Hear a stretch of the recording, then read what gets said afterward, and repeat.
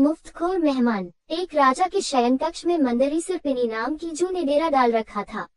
रोज रात को जब राजा जाता तो वह चुपके से बाहर निकलती और राजा का खून चूसकर फिर अपने स्थान पर जा छिपती।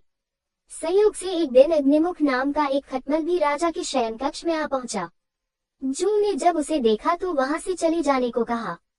उसने अपने अधिकार क्षेत्र में किसी अन्य का दखल सहन नहीं था, लेकिन खटमल भी कम चतुर न था। बोलो, देखो, मेहमान से इसी तरह बर्ताव नहीं किया जाता। मैं आज रात तुम्हारा मेहमान हूँ।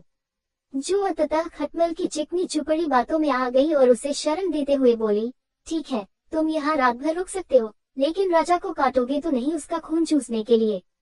खटमल बोला, लेकिन मैं तुम्हारा मेहमान है, मुझे कुछ तो दोगी खाने के लिए, और राजा के खून से बढ़िया भोजन और क्या हो सकता है। ठीक है, जू बोली, तुम चुपचाप राजा का खून चूस लेना, उसे पीड़ा का आभास नहीं होना चाहिए। जैसा तुम कहोगी बिल्कुल वैसा ही होगा। कहकर खटमल शयन कक्ष में राजा के आने की प्रतीक्षा करने लगा।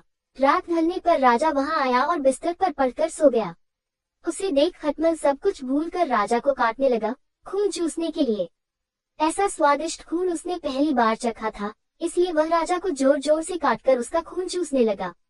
इससे राजा के शरीर में तेज खुजली होने लगी और उसकी नींद उचट गई।